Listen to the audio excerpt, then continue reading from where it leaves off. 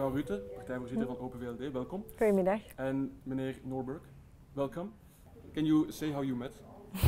We just met. It's the To first be time. honest, It is the in first person, time, yeah. it's the first time. Okay. And I like to read, and if I read books, I don't limit myself to Flemish novels or Belgian thinkers. I like to think of it in an international, more broader perspective. So whenever Johan has published his book, I read it and I said, well, like, this is really good stuff, you know. So we got in touch, That's and kind. yeah. You think the same of her book or of her ideas? Yeah, and I get the impression, I'm thinking that a constructive, progressive, liberal in this 21st century thinks about two important things, and I think that's where we meet.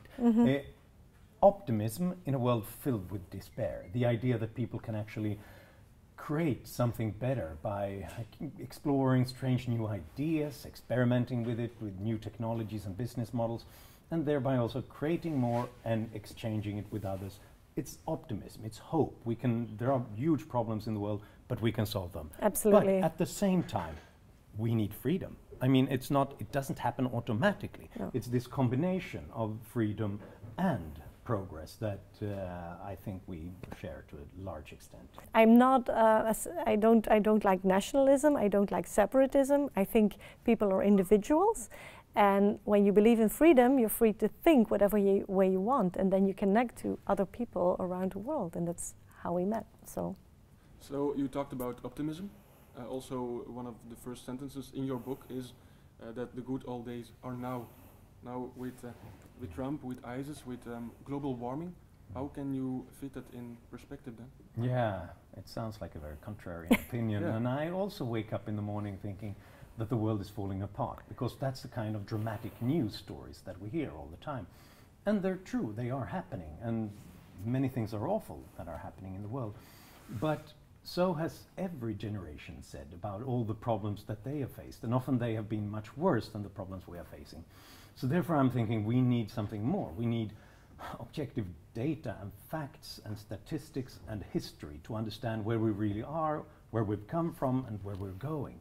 And then you see that if you're looking for the period in human history where we've lived the longest lives, in the best health, with the most wealth, with the best access to education, to different ideas, and to human freedoms.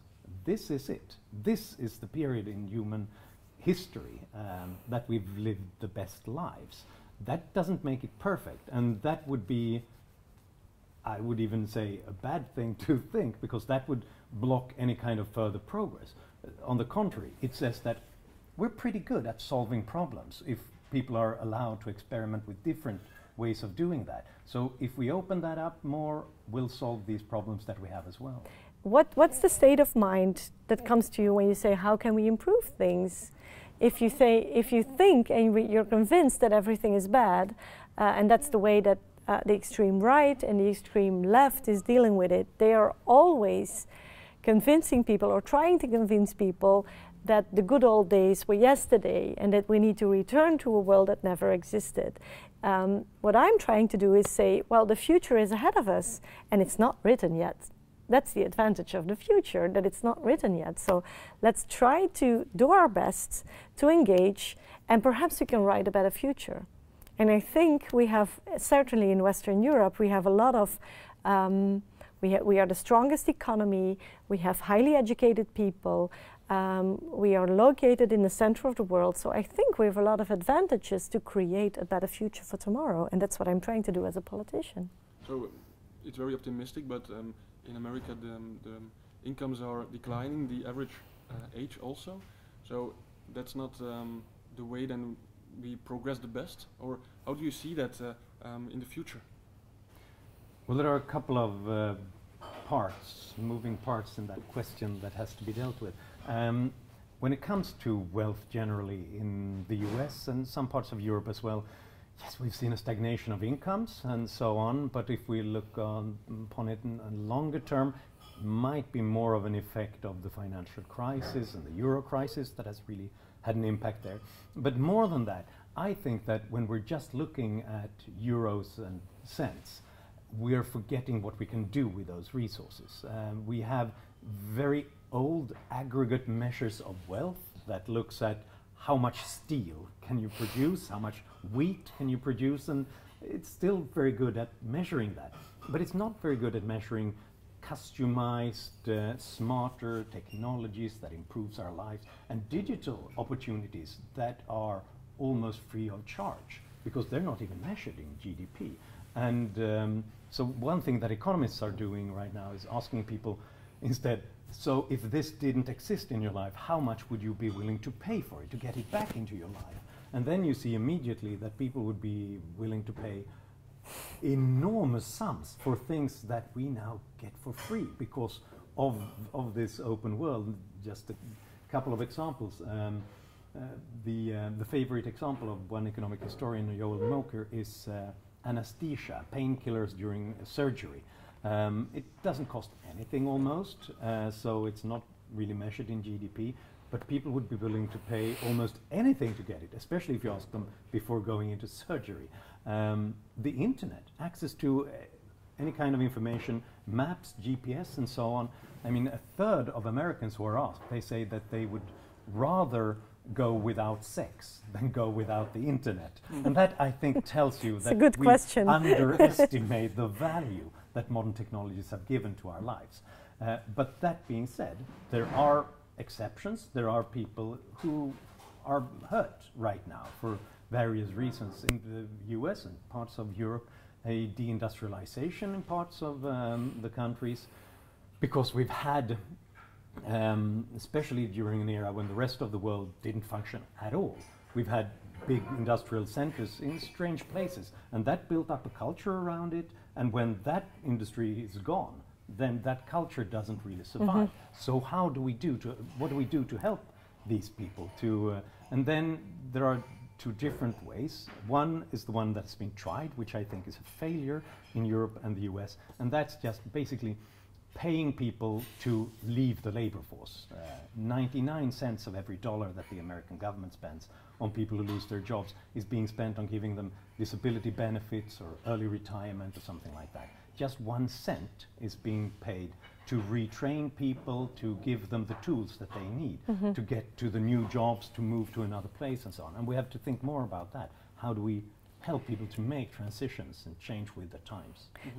And that's why we have a Congress this weekend, and we're debating on what will the future look in the next 10 years, for example. It's not sure that it will be 10, it might be 5, 8, 7 or 12, but just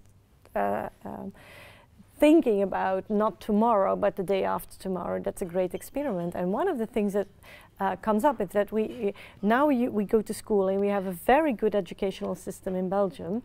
Everyone can go to school. As liberals, we really try that. We're really advocating that children are going to school from the age of 2.5 or 3 years old. That's one thing. Start as early as you can get into school. Go ahead, start your education. But the second thing is, your education doesn't stop at the age of 18 or 20 or 25. Your education will go on during your lifetime. And that's why I find it so interesting what Johan says. If you're in this digital transition, you might be 40 or 45 or 50 years old and still have to learn new competences or learn something new or reorientate the way that you've lived so far. And it's not an individual obligation, it's also something that we have to take care of as a society. So as Open Vld, we propose that you get entitled to a right of 2 years of education, paid by society. And you don't need to take those 2 years at once. You can get a month or get half a year, and then afterwards, after 5 years or 6 years, you can again get a month or half a year. But throughout your career, you're entitled to 2 years of education, and the society will pay for it. If we really want people to gain new competences, if we really want to make this transformation, we need to invest in lifelong learning. That's what we need to do. Also invest in the world, in the planet, and that's why I think you not 100% agree with each other on the CO2 gases. You say let's remove them as quick as possible. You say no, it doesn't has to be that. We don't that far? disagree. Okay. He's speaking about the world. I'm speaking about Belgium. Okay. So what is the difference? Then? That's Because the Belgium can do it. Belgium can do it. Wow. Oh. And don't do it. Speaking of CO2, suddenly then we the just light went removed out. it. Yeah, Brilliant. that's very symbolical. And we're back. Yeah, sometimes it happens that the light is footsie. Voilà. So the question was the difference between you guys in opinion about CO2. The world is that we're moving towards a world with zero CO2 emissions, with no added CO2 in the atmosphere. And I think we know which kind of energy sources and fuels that can be used, and there are more innovations coming, and we might even be able to take CO2 out of the atmosphere in the future cheaper. So we're moving towards that, and rich countries can go on doing it right now. But my perspective on the whole world is, let's not be utopian. Let's not try to make everybody use these latest technologies straight away, because so far it doesn't contribute as much to people's energy needs as possible. Because the greatest problem, and I recently traveled in Morocco and the Saharan Desert, the biggest problem there is that they don't have access to electricity, which they need for everything from avoiding burning solid fuels indoors to making sure that health clinics work, refrigerators for food, medicines and so on. They need that. And if we're using only renewables there, it costs them 3 times as much as if we're just using the fossil fuels that they have access to. So right now it would be an immense cost to human lives to make that transition immediately all over the world. Globalization also runs on energy. If we're interconnected, if I want to travel to the United States, if I want to travel freely, if I want to know what the world is about, and I can move freely, well, I have to move myself. I'm not going to walk to the United States, you know? Of course, but the energy is there, or we need it, but do we have to reduce the CO2 no. or So not? absolutely we need to reduce the CO2, that's for sure, and that's a global problem for sure, and that's why I think it's a good thing that we have Paris agreements and that we agree globally on whatever we have to do. Without the United States now? Well, we will have to see about that, because you have the President of the United States not agreeing, but then you have the states within the United States agreeing and perhaps making more of an effort because the President is saying otherwise. So we will have to see about the result in the end. But still, for our country, for Belgium, I think we will have to reduce on CO2, not only because it's good for the globe. I think we will have to do so because it's good for your own wallet, and because it's good for our geostrategic position in the world. So if you're not doing it for the globe, which is in any way a good case, please do it, because we do not longer want to be independent from Russian gas or from Saudi Arabian oil or from wherever fossil energy comes from. We need to be self-dependent as much as possible on the energy level. So that's one good reason. The second good reason is your wallet.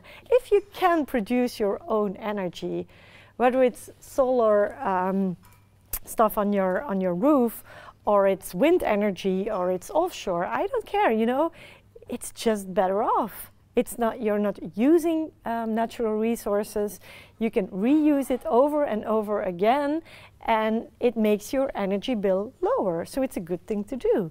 So I think, being a wealthy country, as Belgium is, it's just, well, it's just wise, it's just good to invest in renewable energy. We talked about technology, about the internet. There's a lot of media on internet, of course, breaking news, negative news. Is it too negative, the media? Is it their fault that some people are doom thinking? Yes. You can say yes. It is, to a certain extent, and I'm going to be more diplomatic about the media. I'll try to be more diplomatic, because it is their fault in a way, and I include myself there because I'm part of the media. If it bleeds, it leads. If it's shocking, if it's dramatic, people will pay attention to it, and that's the kind of angle you want on your stories then, in that case, to give people information about the most dramatic thing that happened since last they tuned in. But the thing is, and this is the qualification, if the media is not there when something shocking happens, nobody knows. Then we have, well, Nobody knows, and then we make up our own stories and spread rumors, and often they are even worse than when the journalists are there. So there's something more than the media. It's our human nature, I think. And I think this is kind of our genetic programming, because once upon a time, as hunter-gatherers, we had to pay attention to all the risks, because any risk could be a threat to our survival. And those who were the most worried, they survived, passed their genes onto us, but also their stress hormones onto us. So we are all by nature incredibly interested in everything that can go wrong. What happens now, when that meets a new media situation, which is global media and social media, is that now journalists have a whole world to pick horrible stories from, and then wherever it happens, it will top the news cycle and give us an impression that this is what goes on everywhere. And social media, of course, as someone put it, it's human tragedies are not new, but the cell phone camera is new. So now, anywhere where something goes wrong, there's someone there to document it. And it's a great thing, in a way, because it gives us more information about the world, but it's slanted in a negative way, and I think this stresses us out and gives us the impression it never ends.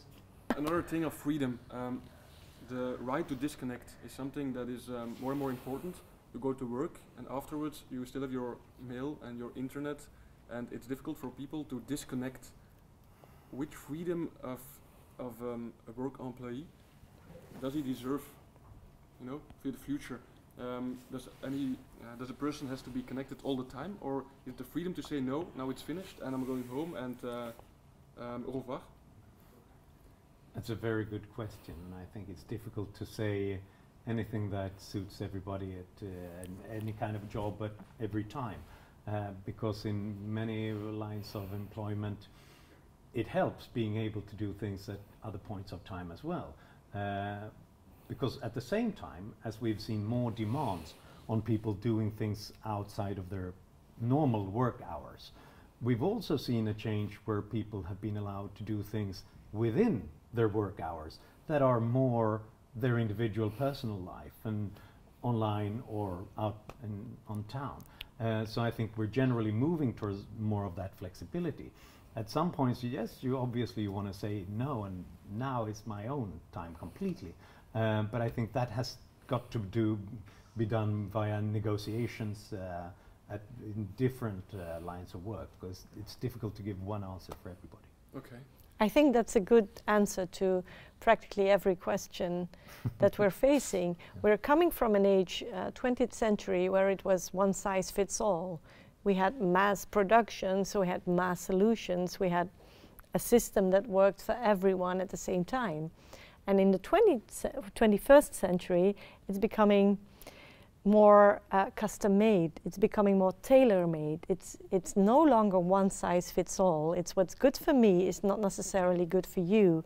And so for me, for example, in politics, it would be really strange if I would say, well, I'm a politician from 9 in the morning until 5 in the afternoon, but whatever happens after 5 is no longer my concern, you know? I'm a politician, so even if it happens at 8 in the evening, it concerns me.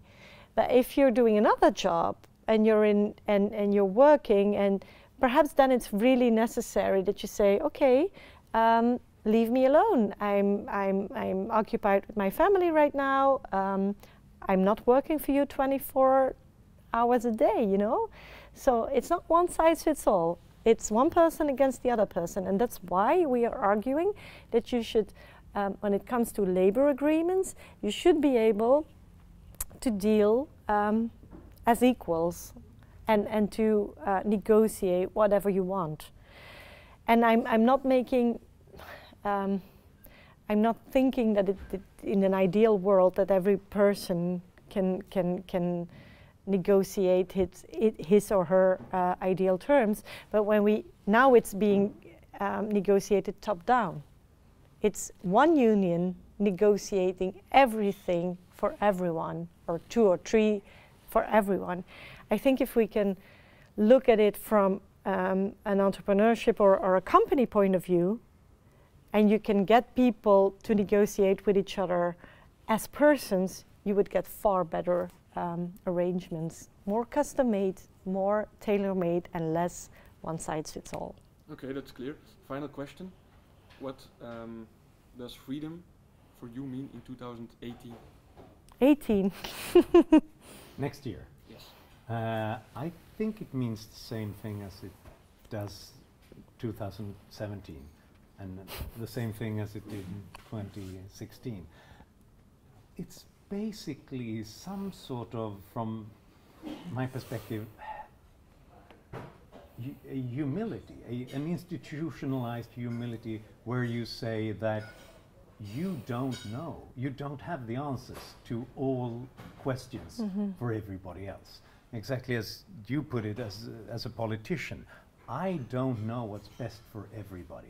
Partly because we might never find out, but also because people are different and they don't need the same things in their lives. And so that's what freedom is about, allowing people to make their own way in life and trying to experiment with solutions that fits them. And for you, what is freedom in 2018? He said it very well. This weekend we were debating about freedom. It's a Freedom Congress. So, and the first article, I think, it's just to say, this is your life. It's your life. And you're entitled to self-determination. You make your own choices, you make your own decisions. You don't have to live up to whatever your parents are saying, or your religion is saying, or your country is saying, or your leader is saying, or your party is saying. Even your political party isn't entitled to tell you what to do, you know? You make your own choices. And that's what freedom is about. And on the other hand, there is also a responsibility that comes along. If you have the capabilities, if you can do something, please live up to it. We need more brains, we need more people, we need more human beings engaging in society to solve all these problems, because that's the optimistic message. The more people get engaged, the more brains look at a problem, the more eyes that think about solutions, the more answers we will get. And the more and the better, and the better. Like this, the more happy the people are. Absolutely. Thank you for this I'm interview. happy now. Thank you very much. Thank you. You're welcome.